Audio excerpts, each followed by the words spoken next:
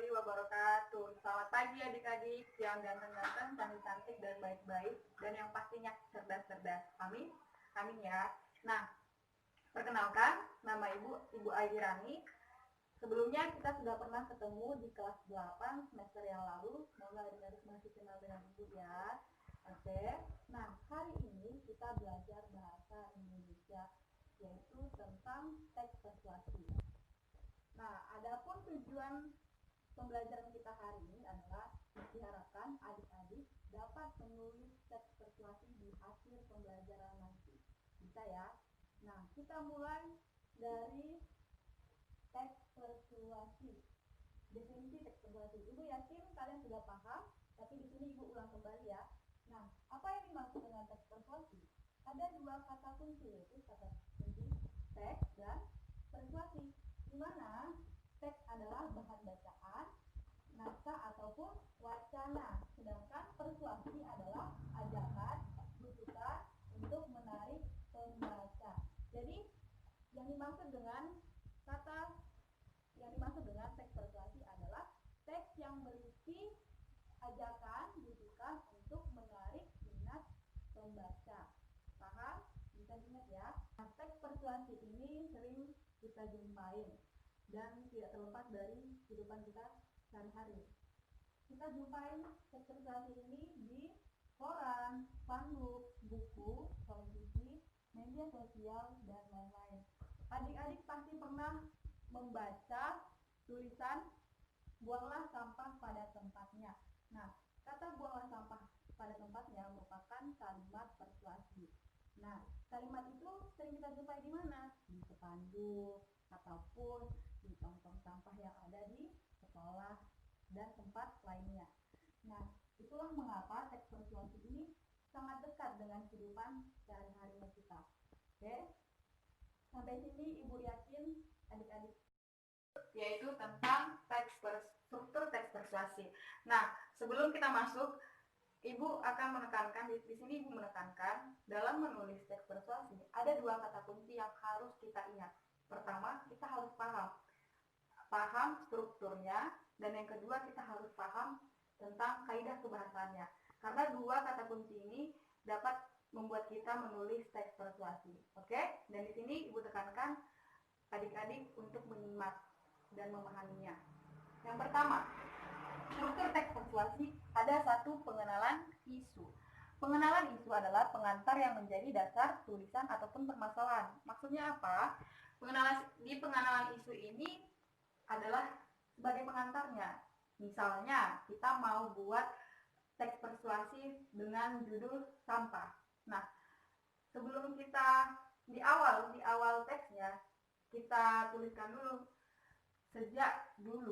sejak dahulu rumah Ani ataupun lingkungan Ani tercemar. Nah, itu merupakan pengenalan ataupun pengantar dari teks yang kita buat. Sampai sini paham ya?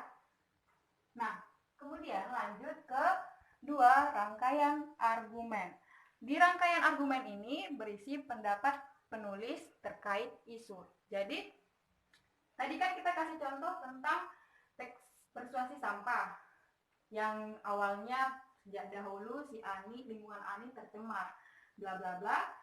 Kemudian di rangkaian argumen ini kita jelaskan kenapa lingkungan Ani itu tercemar, karena di lingkungan si Ani ini terdapat pabrik-pabrik yang membuang limbahnya itu sembarangan sehingga lingkungan Ani tercemar. Nah, itu merupakan rangkaian argumen, itu merupakan pendapat penulis terkait permasalahan yang dibicarakan. Sampai sini paham?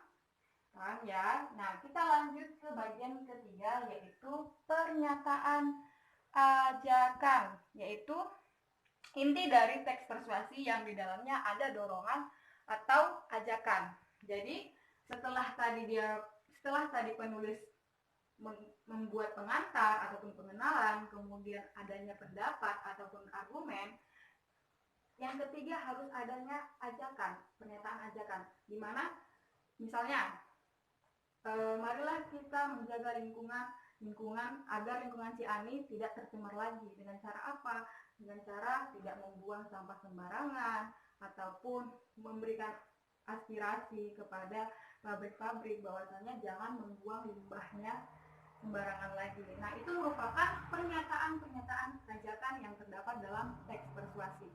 Oke, lanjut yang terakhir adalah penegasan kembali.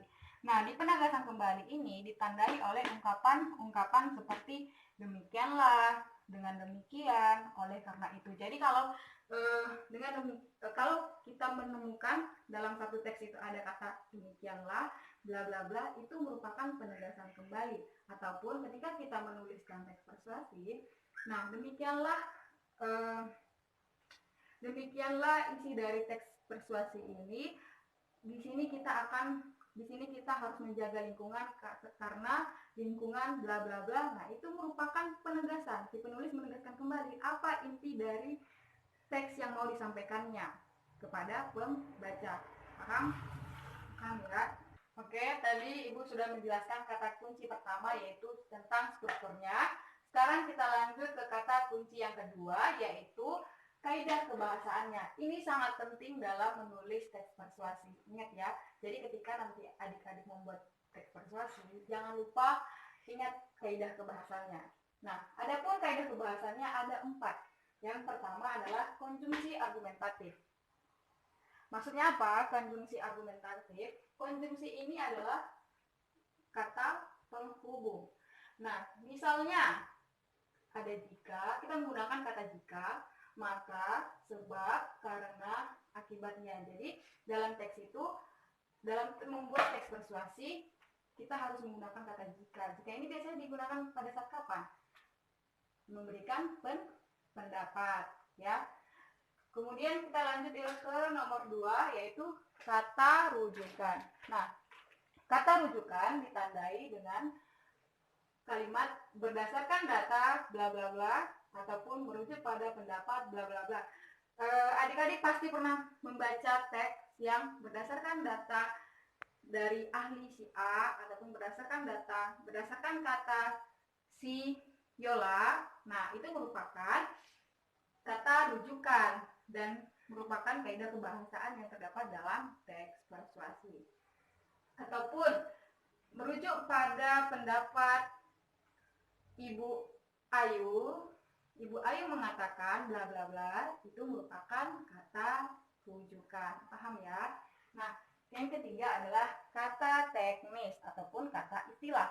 Kata teknis ataupun istilah ini banyak kita jumpai di bidang kesehatan, misalnya kayak insomnia. Insomnia ini kan kata makna lainnya itu kan ada, insomnia ini kan berarti kurang tidur atau tidak bisa tidur, bukan kurang tidur, tapi tidak bisa tidur. Sedangkan amnesia adalah lupa ingatan. Nah, kita bisa menuliskan tidak bisa tidur ataupun lupa ingatan, tapi dalam teks persuasi kita juga butuh kata-kata istilah untuk menambah wawasan membaca, seperti kata-kata insomnia, amnesia, gitu ya.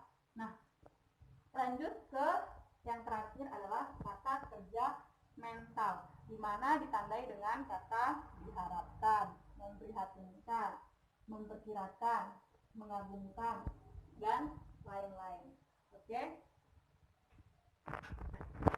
Oke, demikianlah materi pembelajaran kita hari ini. Semoga materi ini dapat menambah wawasan adik-adik semua. Dan di akhir pembelajaran kita hari ini, adik-adik dapat menuliskan teks persuasi. Oke, Ibu tutup. Assalamualaikum warahmatullahi wabarakatuh. Selamat pagi adik-adik semua.